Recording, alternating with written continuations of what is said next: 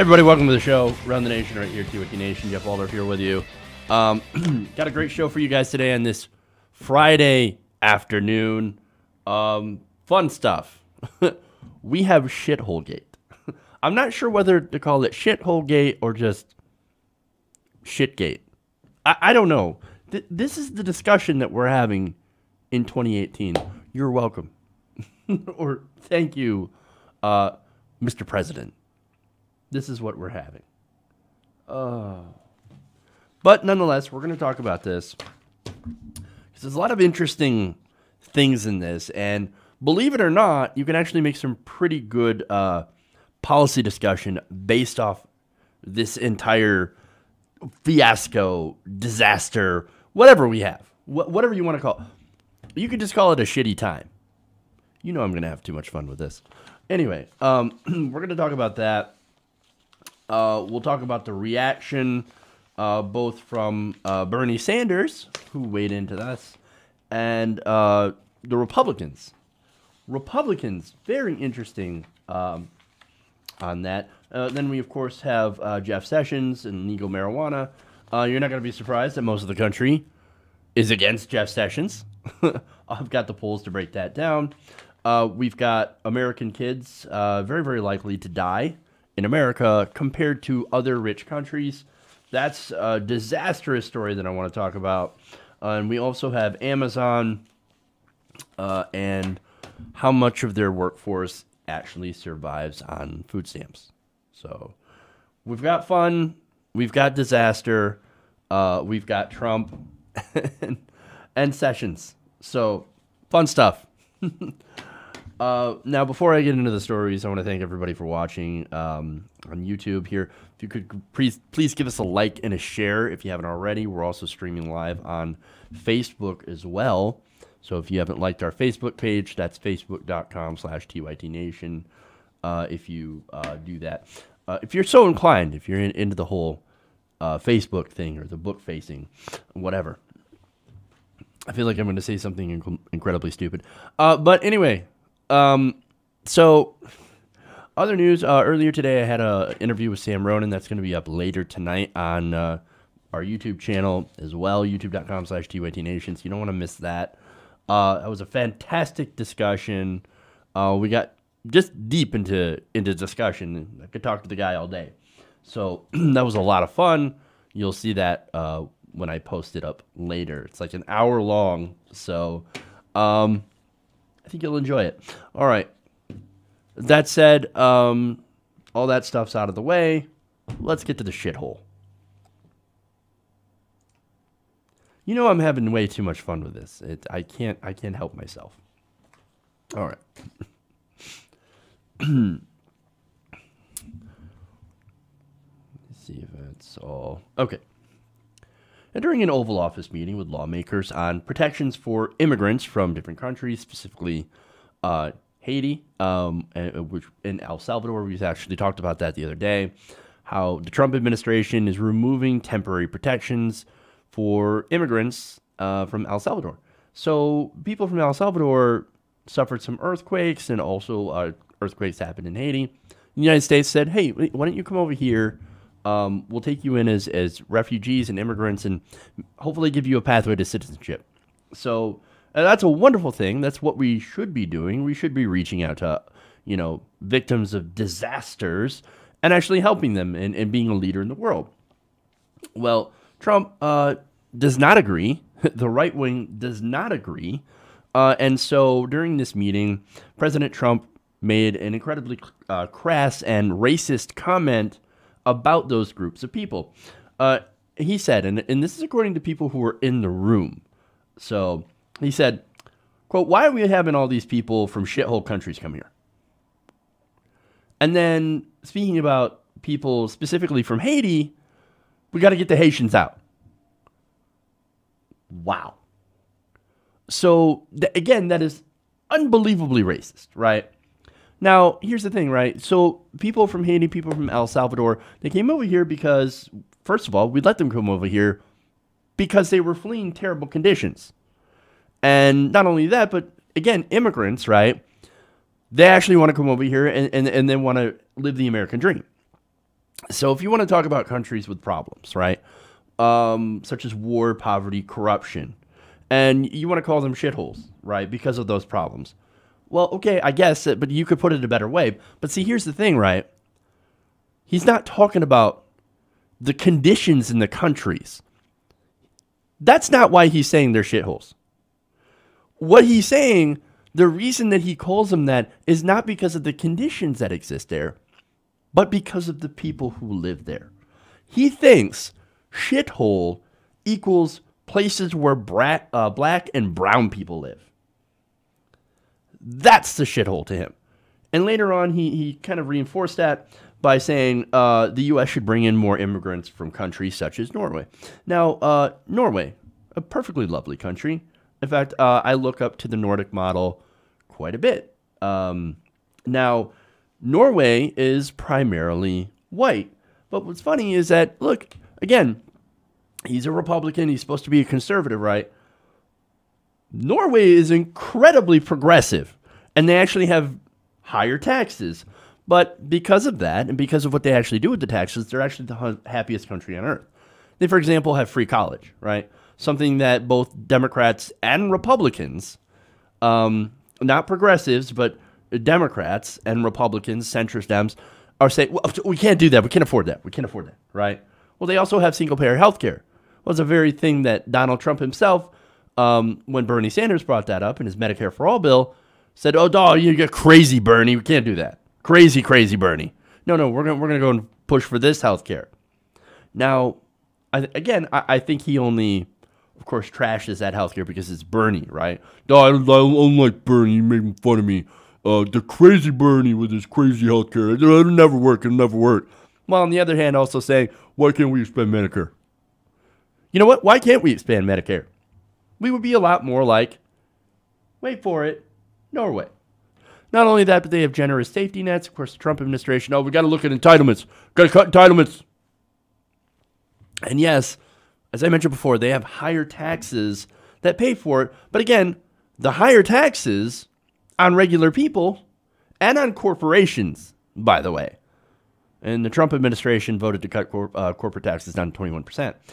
The higher taxes on everybody. Guess what? That actually goes to pay for things that go back to the people, that actually benefit the people, right?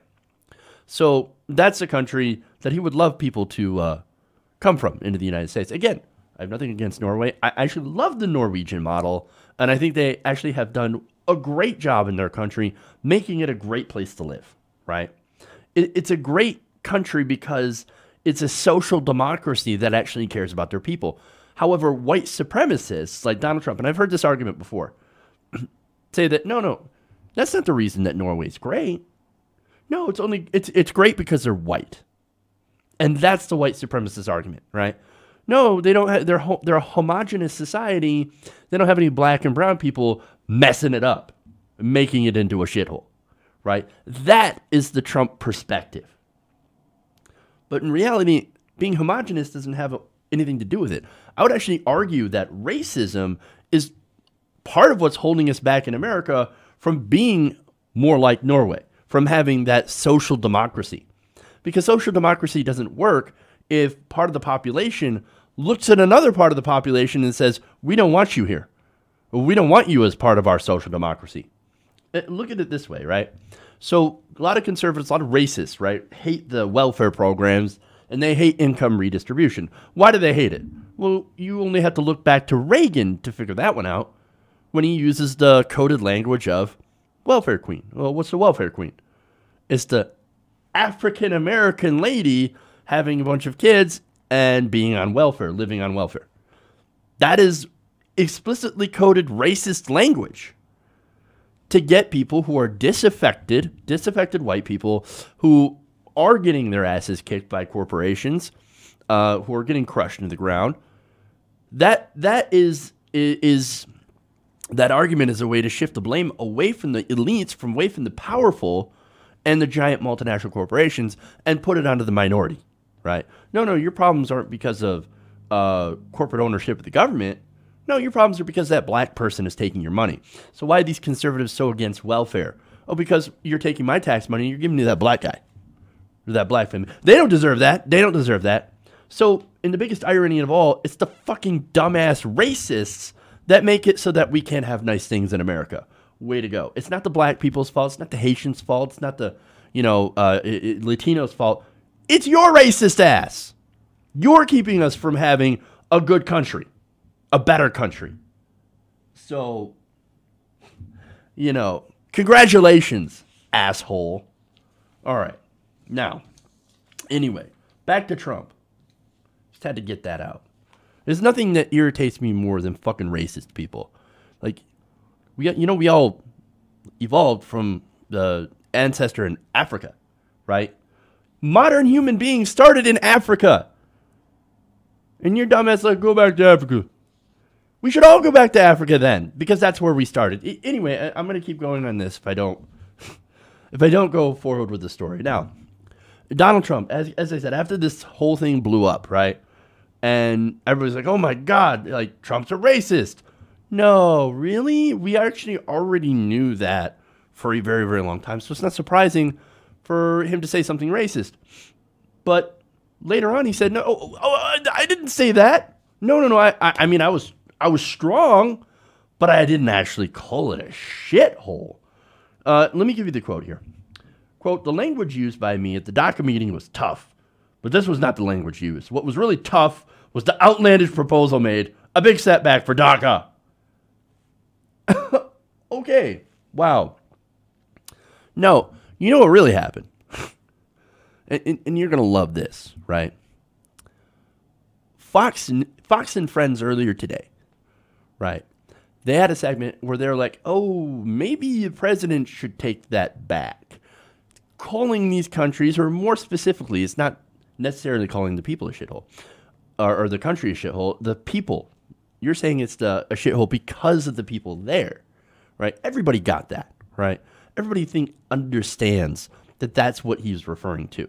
Even Fox and Friends is like, you might want to roll that back.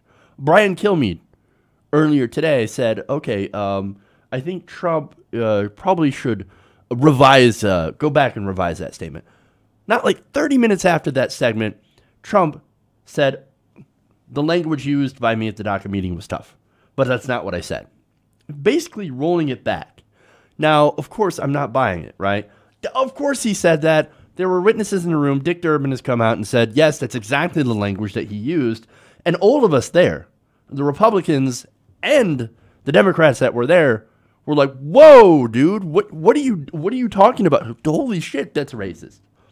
And the people that were in the room were Lindsey Graham, Dick Durbin, Tom Cotton, and Bob Goodlatte, right?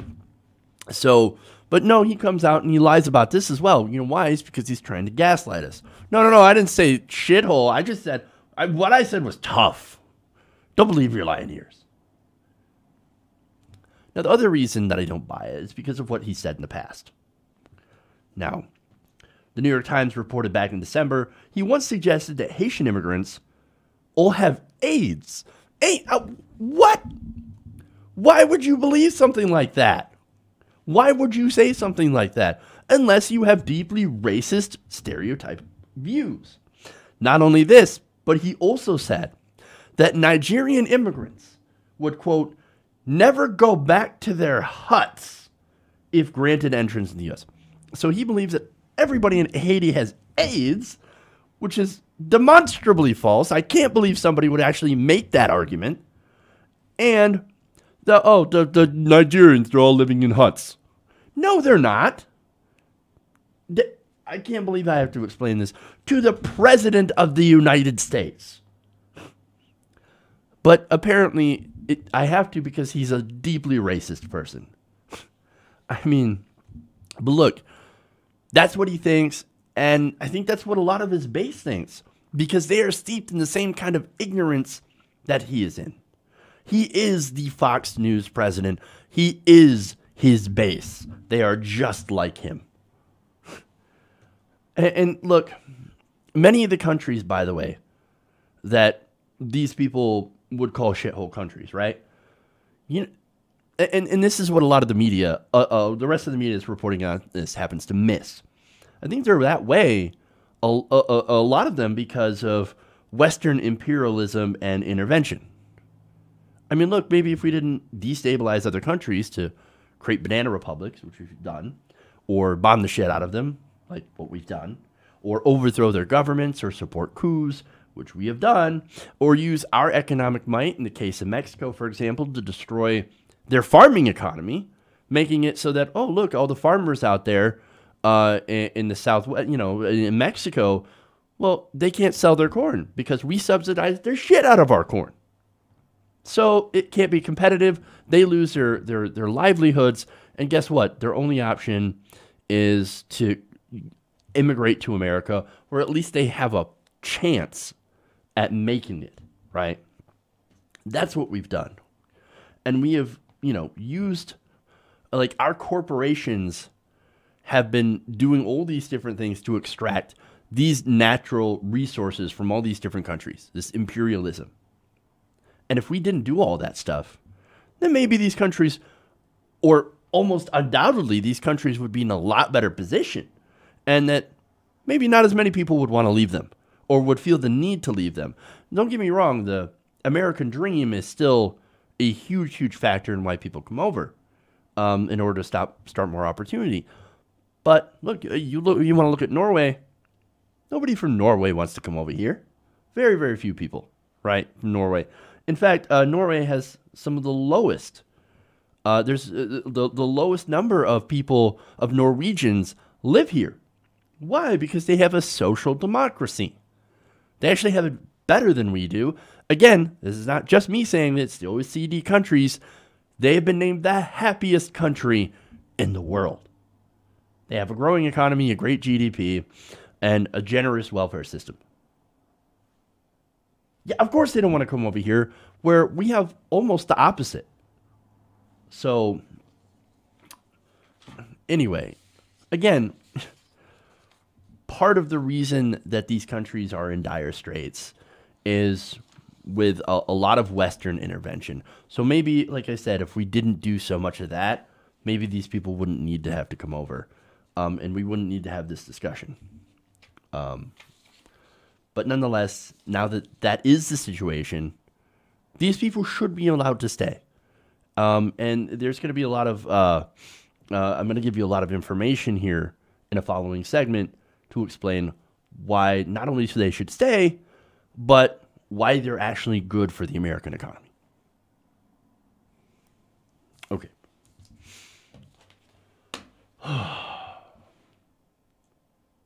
Fucking Trump, man. Jesus. Okay. Moving forward here. We've got more on the shithole.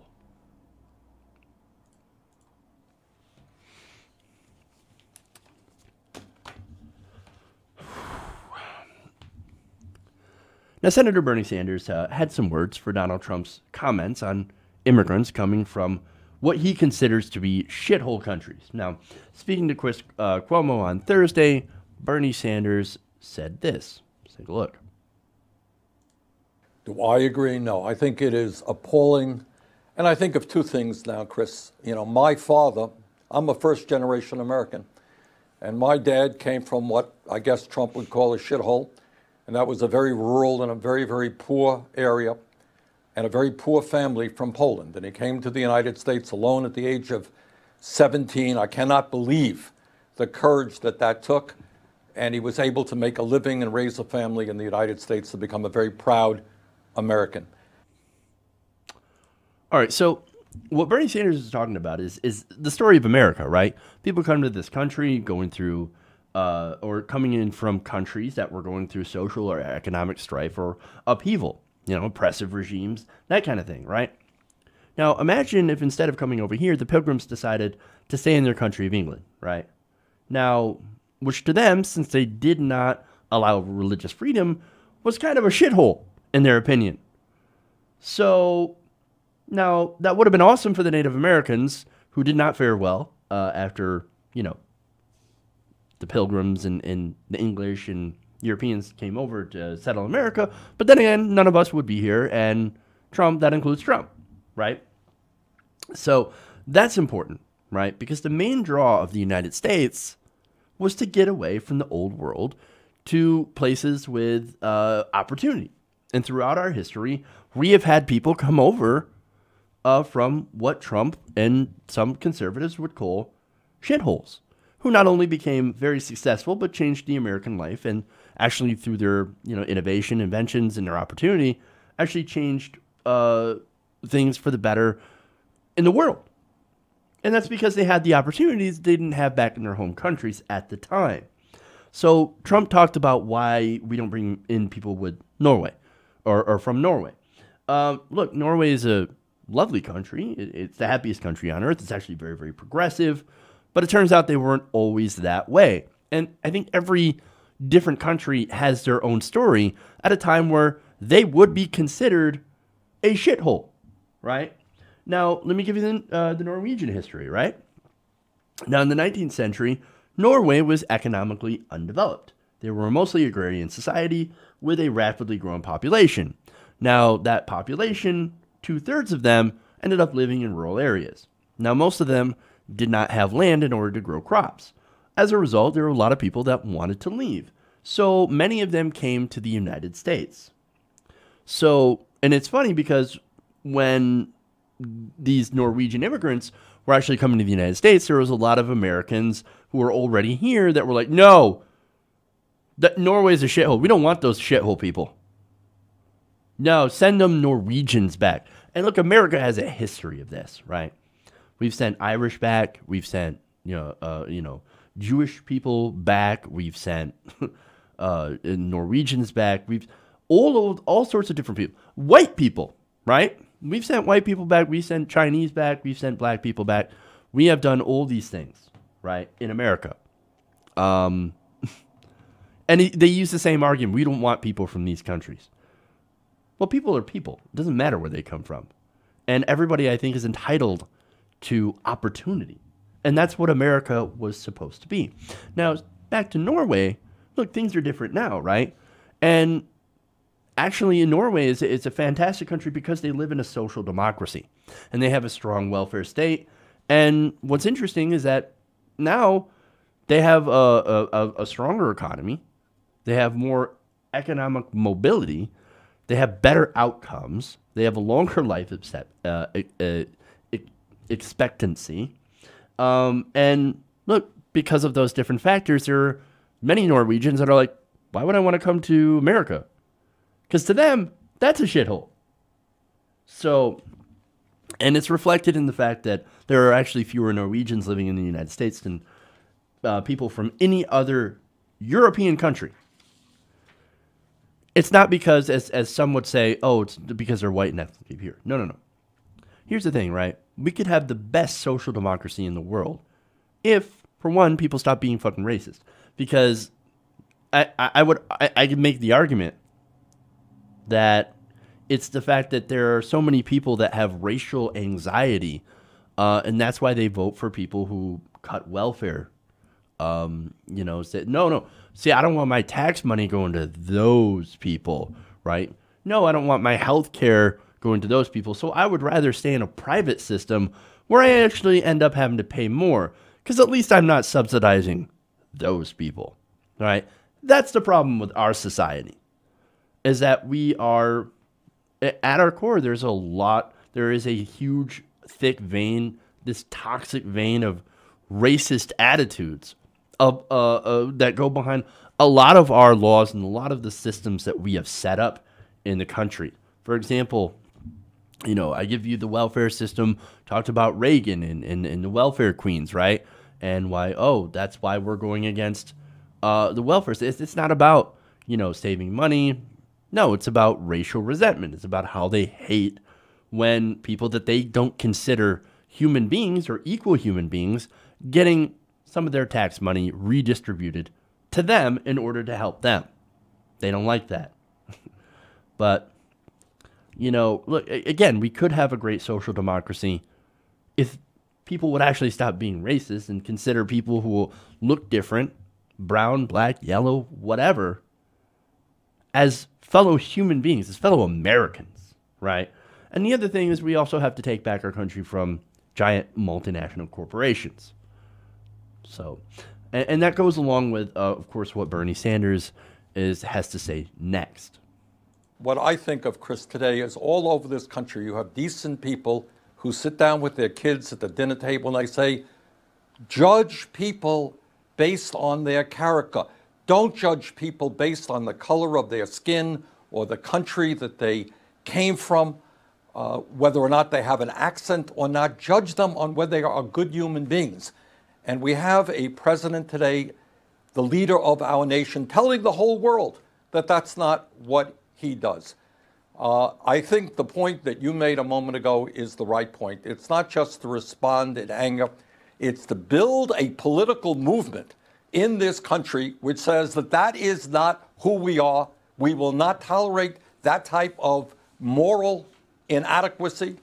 And we are going to create a very different type of America and get back to the values that help make us a great nation. And that right there, saying that, you know what, maybe we should judge people by their character and then work together to make this a better nation for all of us. That's what a real leader sounds like.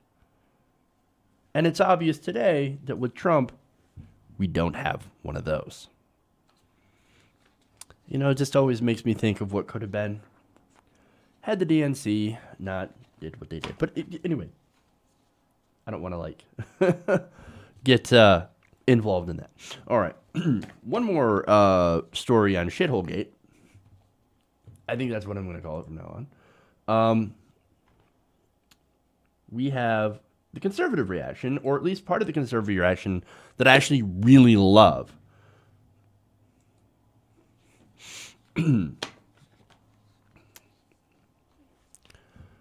Now, in the wake of President Trump's comments about immigrants from what he considers to be shithole countries, and by extension calling them shithole people, there are conservatives that are reacting to this. Now, some of the reactions, of course, like on Fox News, for example, you have a lot of people defending those comments. And even on cable news, these are Trump people. They're defending these comments. But interestingly enough, there are actually also a lot of conservatives who are pushing back against these comments. Now, case in point, on CNN, Republican strategist Rick Wilson, who is somebody who's not a fan of Donald Trump, to be fair, decided to rip into conservative talk show host John Fredericks, who is a Trump supporter, who defended these comments. And I want you to take a look at that video. It's awesome. You know, hearing John's defense of Trump, you know, and of this overtly racist aspect of it, it shocks me that we still have people in this country. You know, just don't bother calling yourself a conservative if you don't believe that there's a way where people who come and embrace the proposition of this country can become Americans. Because we've worked very hard in this country to accept people from around the world and of varying backgrounds. You know what, John, I'm sure your ancestors here weren't descended from the Mayflower in some cloud of heavenly light. I'm sure they came here from Ireland or Germany or Italy or somewhere else. And you know what, back then, they were the shithole people. Back then, they were the people who were looked down upon. And you know what? If this is a country that's based on the proposition that we have an American system, an American dream, an American framework that allows people to come here and work hard and raise their families and engage in society and contribute to society, then your idea that these people should be bounded out of here because they happen to come from the shithole countries is absurdly un-American, absurdly unconstitutional, and not conservative in any way whatsoever. And if you believe that, go on Amazon, order yourself a pointy white hat, head down to Home Depot and get the wood to build a burning cross, because that's the kind of thing you're talking about. That's where your attitude leads to. Damn. Preach, brother. I know that guy's a conservative, right? It's hard to believe that this guy's a Republican. He's a GOP strategist, right? But he makes great points. I mean, first of all, nowhere in it, in conservatism, it says that you must hate brown people, right? That's something that racists, the white supremacists that have taken over the Republican Party and the conservative movement have actually made as part of their platform, right? Now, I love that he says that, hey, look, you're not a conservative if you don't believe that people who should come over and try to experience the American dream, right? Now, coming from poverty and oppression and overcoming that, and working hard and making it in America. That is the American dream, right? Now, I do have to point out that in these days, the American dream is kind of dead. At least it's really, really, really hard to do, right? It is hard to make the American dream. But that is a separate conversation, right? But it goes to the, what the idea of America and what people love about America is the idea of actually making the American dream.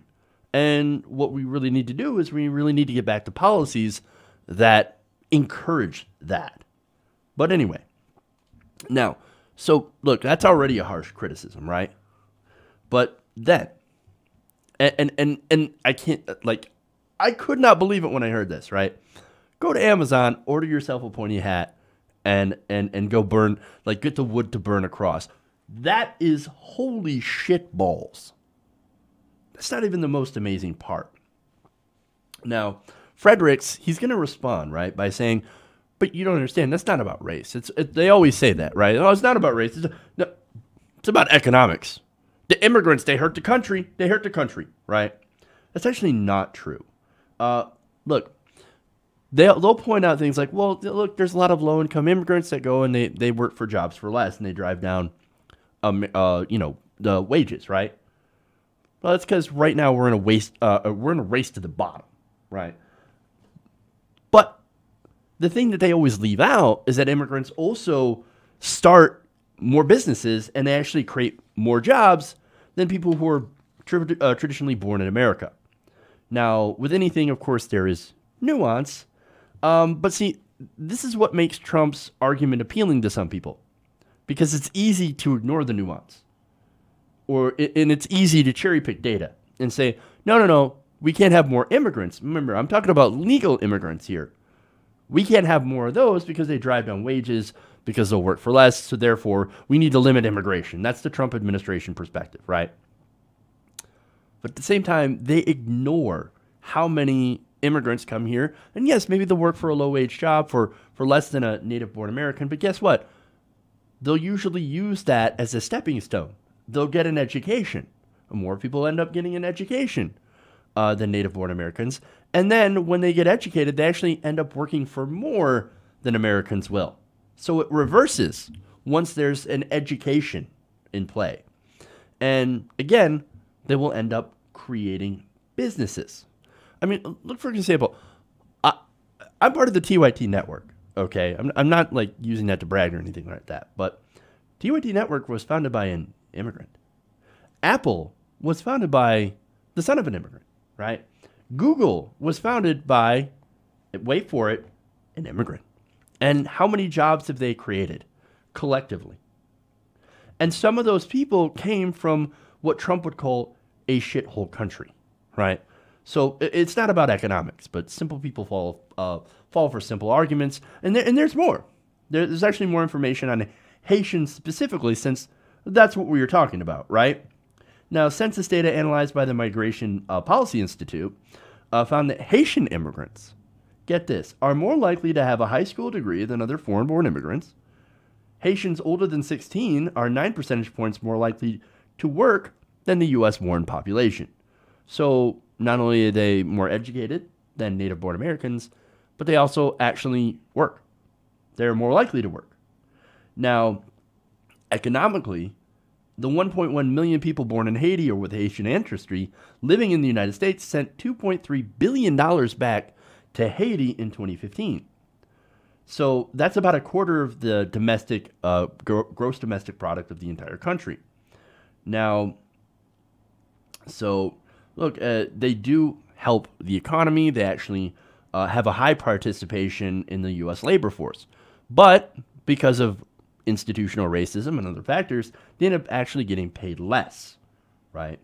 They're more likely to work low-paying, low-wage jobs, according to a Brookings Institute study.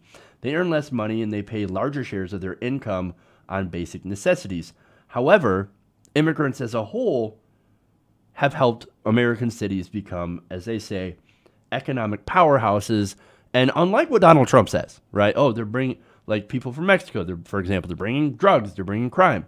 Actually, no, immigrants commit less crimes than U.S.-born citizens. So all that information is, look, you can easily find that out.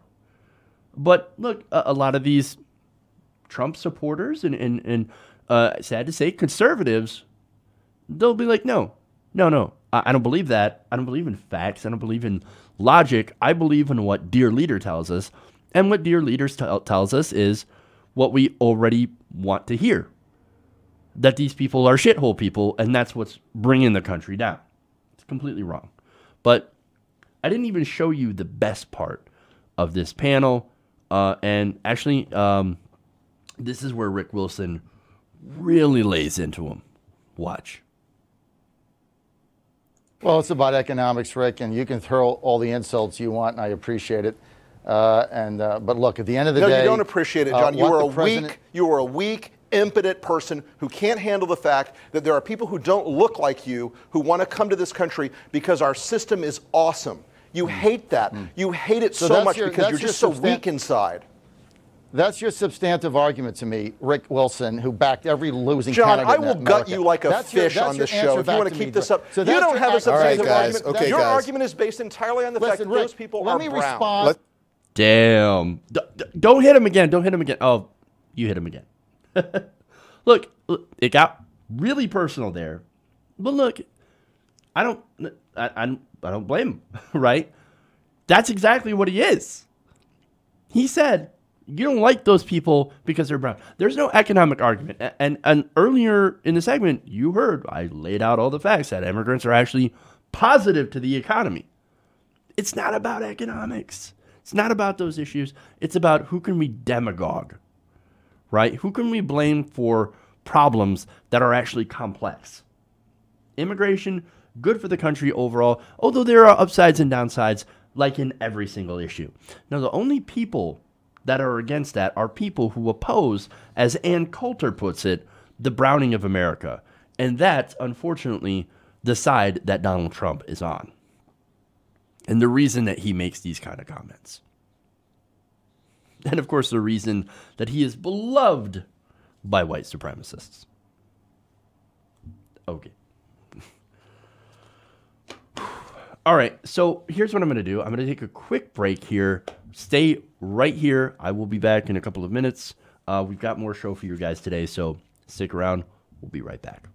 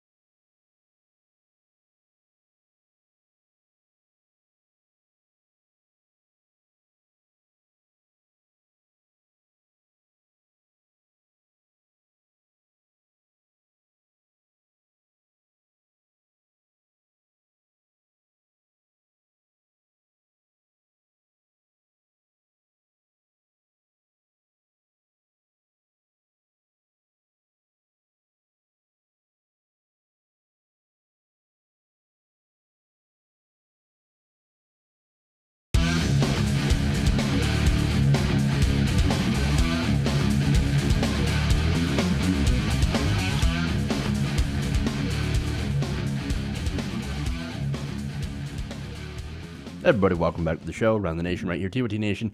Jeff Waldorf here with you. If you haven't already, please give us a like and a share. Again, special shout out to all the patrons, patreon.com/TOT Nation for supporting the show. You are, of course, awesome and amazing, and I love you guys. So without you, there would not be a show. So just to let you know how important you people actually are. So thank you so much. All right. Let's move on. We have a session. We're going to go to weed. It's been a while since a good marijuana story. So, let's move to that. And, oh, you know what? Actually, there was another segment that I wanted to do. It was a Trump segment. Actually, so I was not done. I was not done with Trump.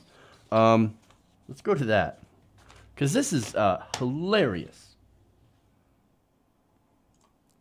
Okay. Let me find it here and...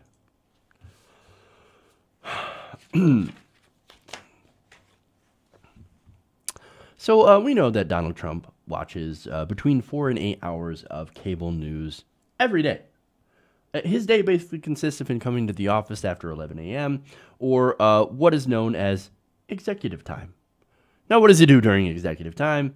It's been reported in Fire and Fury inside the Trump White House by author Michael Wolff that he basically watches his 3 TVs while eating cheeseburgers in bed. That sounds like the life of a retired person, not the life of a U.S. president, the most powerful man in America. And look, I wish I was joking, right?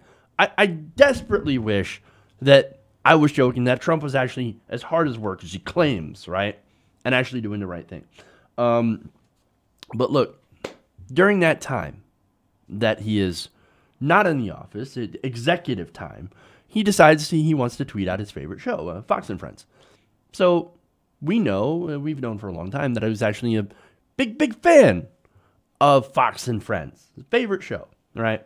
Now, the reason that I bring this up is that, well, he is I've called him the Fox News president, right? And thanks to Vanity Fair, we find out how true that actually is. See, it turns out Fox News and Donald Trump are stuck in some weird sort of symbiotic relationship, and I'm going to explain how. And this is coming from a lot of quotes from people who actually work at Fox News. Now, a contributor who talked to Vanity Fair, who was unnamed, said, quote, "When you work at Fox, you knew that any moment Roger Ailes was watching. Every day was like a job interview with Ailes." So, look, that makes sense. Ailes was the brainchild behind Fox News. He actually made it into the success that it is today, much to the detriment of progressive ideals and the country as a whole. You could argue that Roger Ailes was incredibly successful, and he was very, very savvy, and he turned Fox News, and his whole idea of Fox News is, by the way, we are the media arm for the Republican Party.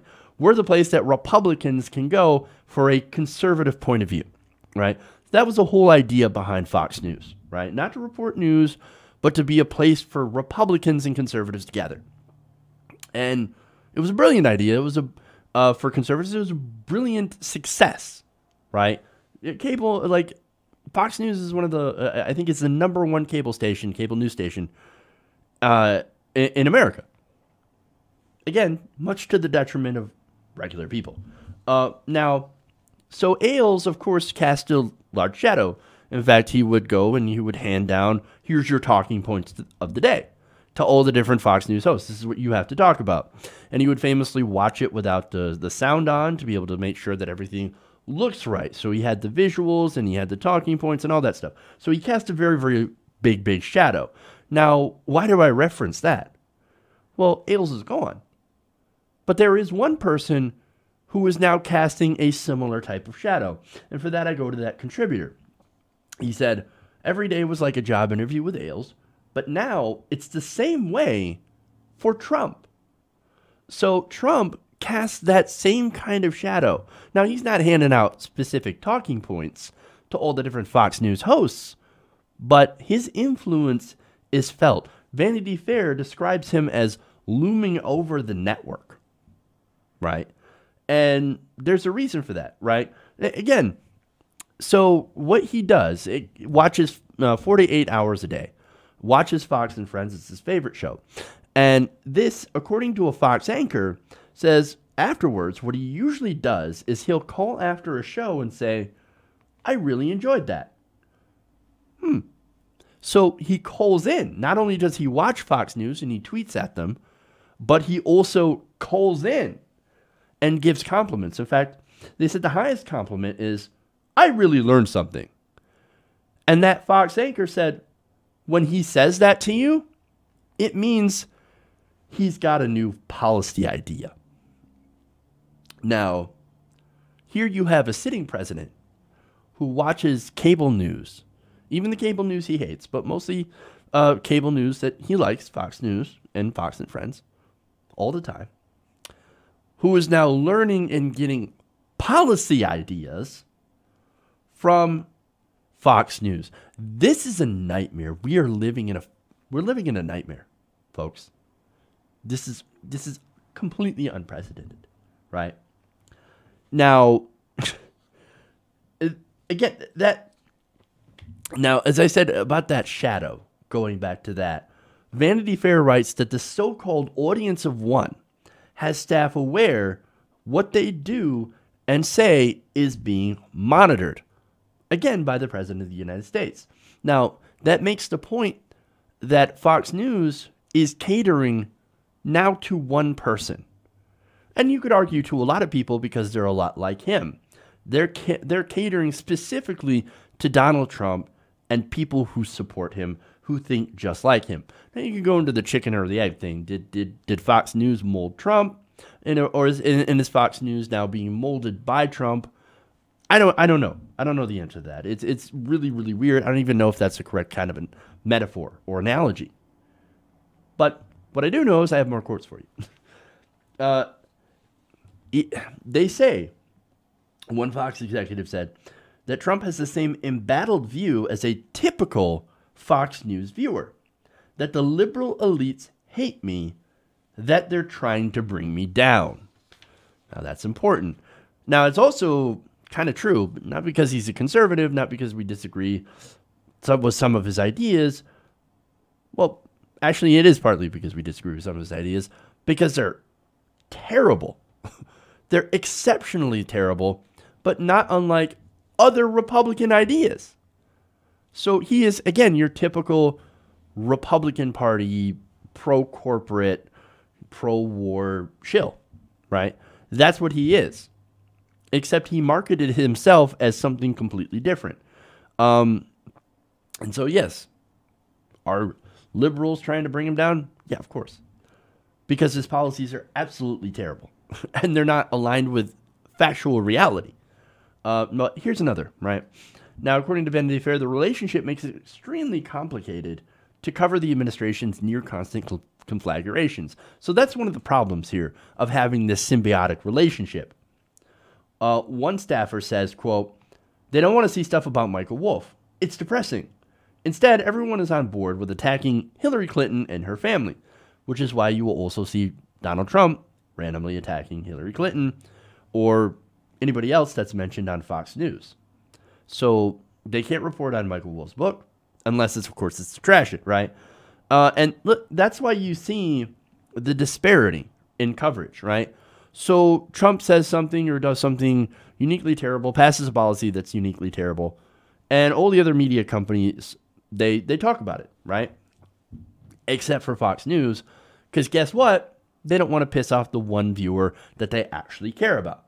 They know Trump is watching, right? Now, get a load of this quote on what they think about this arrangement. A Fox executive said of Trump, quote, he's sort of viewed as this crazy person who calls in all the time. Wow. Look, that would be awesome / hilarious if it weren't so consequential. Again, this is a president who's calling a conservative propaganda network all the time to praise them or to say, hey, look, guys, I got a policy from you. I learned something. In reality, you didn't learn anything. And there have been studies that show that people that watch Fox News are actually less educated on issues than people who watch no news at all. So it actually makes you dumber. But of course, Fox News, they do this because it's good for ratings, right? And they've got their bubble. They've got their conservative base. And not only that, but again, this is what they were created. They were created to service Republicans. They were created to service this fan base. So they're not going to they're pop that bubble. No, they're going to continue doing what they're doing. And in the long run, end up harming the nation as a whole. Now, while they're doing that, there are people who are who know that's exactly what they're doing, who don't actually believe in their ideology, but do it because they have a hope of cashing in. Now, one of them is Judge Jeanine Pirro. Now, Jeanine Pirro has went on all these crazy rants talking about this and that. Crazy, Ron, they're giving them their money. You know, it's actually their money. It's not our money. It's money that we froze. Don't care. No, she'll harp on the Iran deal all day long. Oh, I can't believe we gave them so much money. They're $300 billion. Oh, my God. Not true. But she does that and then praises Trump because guess what? She wants to be on the Trump train. She said, according to one person who witnessed it, Pirro proclaimed that I really want a job in this administration while she was walking out of her makeup room. That's just one example. Of course, there are other examples of people, yes, I want on the Trump administration. I want to get a job. So guess what? I'm going to kiss up. I'm going to suck up. The funny thing is that even Trump walked out of a meeting with Pirro while she was in the middle of a rant. Hilarious, right? Even he couldn't handle her. But anyway, so while there are cheerleaders at Fox, there are also some that are wary. One staffer said, quote, "It's freaky to see him tweeting at Fox and Friends. That doesn't help us. We're not state television." But actually, you're wrong. As I keep pointing out over and over again, the whole point of Fox News is to be the unofficial media arm of the Republican Party. And when Republicans are in power, guess what? That means you are state television. Because you don't go and criticize conservatives. Yes, there are a couple of notable examples. There's Shepard Smith and Chris Wallace, right? So those are good examples. They actually will push back against the Trump administration. But those voices are few and far between. And guess what? They're on when Donald Trump is not watching. And that's what the important part is. But look, what we're going through with the Trump presidency, campaign, administration, all that stuff is not normal. We are in uncharted territory. But think about this. When Ailes was alive, was Fox News fighting against it? I mean, sure. They weren't exactly pro-Trump until Trump started winning. And then they lined up. But no matter who was going to be the nominee and the president, Fox News was going to be behind them 100% as long as they were a Republican. And against them 100% if they're a Democrat, because that was what they were designed to do pro-Republican propaganda, and that's it. Now, it used to be that Republicans weren't so openly racist, bigoted, or even shockingly dumb. But this president has turned Fox News into a parody of itself. And if there is one thing that's positive that you can take from that, it's the fact that Fox News has gone completely off the rails to defend a madman, and I think there's no way they can return from that. So, once the base of Fox News, and the average age of a Fox News viewer is like 72. Once those people are gone, Fox News doesn't have an audience anymore. Because again, people who are younger don't trust cable news, and they especially don't trust Fox News. So while they're doing great on their fan service to Donald Trump and conservatives, they're not setting themselves up for a good future. And again, that's the one positive thing that you can take from this story. Okay.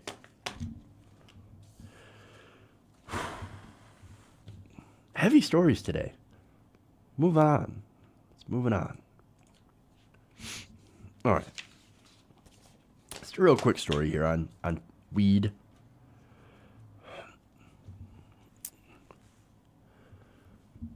So now we've heard a lot about the legalization of marijuana and medical marijuana across the states. California just legalized it, and of course Colorado and Washington have legalized it. And look, the American people generally are in favor of it.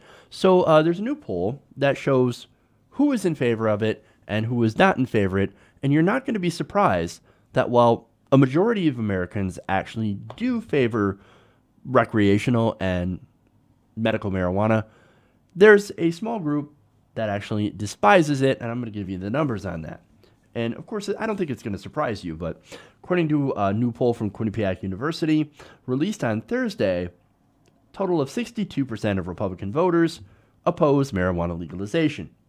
Now, when you break that down, they end up being older. They end up being older Republican and, of course, Jeff Sessions. Now, 70% of voters oppose enforcing federal marijuana laws, while 58% of Americans think all marijuana should be legalized, and 91% believe medical marijuana should be legal. Now, that's in line with previous measurements of public sentiment from Quinnipiac University. So, look, it's pretty clear that from these polls, marijuana legalization is actually uniform, except for Republicans and people old enough to remember watching Reefer Madness and the lone Jeff Sessions. Now, that said, to show you how this is continuing to catch on, there is one part where Republicans are actually in favor of something to do with medical marijuana, or of something to do with marijuana legalization, and that has to do with medical marijuana. 80% of Republicans support allowing adults to use marijuana legally for medicinal purposes. 95% of Democrats feel the same way. So Jeff Sessions is basically alone in this, at least when it comes to medical marijuana, which, look, Jeff Sessions has rescinded the Cole memo and said, no, we're going to be far more interventionist in the states that have legalized medical and recreational marijuana. See, we don't care about your thing called states' rights. No, states' rights, that only exists when you're trying to deny someone the right to do something. But when it comes to actually granting rights, well, we don't care about states' rights in that. No, guys, remember Reefer Madness, right? But see, the generation, and this poll points out something really important. The generation that grew up with the propaganda, with Nixon's propaganda, and the reason that he started the drug war, again, he started the drug war in order to target hippie liberals and African Americans, right? That was the whole purpose of the drug war. That's why he ripped up the Schaefer memo, which actually said, hey, you know what? Looks like marijuana is actually not that bad. No, don't care. I'm a racist, and so I'm going to go and I'm going to use this weapon to attack my political enemies. The people that still believe in that, and believe that marijuana is harmful, are from that era, and they have, unsurprisingly, racist attitudes. That's why most of them end up being older and in the spectrum and being part of the Republican Party. So, and that's, of course, the generation that Sessions is a part of as well. Now, the good news about that is that the older generation is starting to die out, meaning that once these people are gone, there will be little in the way for full legalization. So I think this is a start of a green wave. As I said before, within 10 years, we should be legalizing marijuana across the country. In this administration, while there is some setbacks in the removal of the rescinding of the Cole memo, this is just part of that last gasp of the older generation that is anti-pot. And once they're out of power, there's nothing that can stop that wave. And that's a good thing. Okay. I'm never going to get to these stories, am I?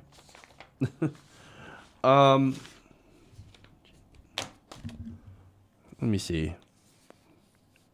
I don't know how long this is going to take. I think I will save these for Tuesday then. I know, I keep promising you stories and I keep running out of time. That's what happens. All right. So yes, I will not be here on Monday. I will be here on Tuesday for another live show, 3 p.m. Eastern, right here every day, youtube.com/TYTNation. If you haven't already, please like and subscribe. Also, if you can go through, some of the clips that we put up, got the Sam Ronan interview going up later on today. If you could like and share those, spread those around, definitely appreciate it. Again, big thanks to the patrons, patreon.com/TYT Nation. That's how you can help out the show, keep us independent and non-corporate sponsored. So that's the only way that we can continue to do the show is through your support. So that means the world to me. So thank you so much. Thank you. Love you guys. Have an awesome weekend. We'll be back on Tuesday. We'll see you then. And remember, change begins with you. Good night, TYT Nation. Have a fantastic weekend.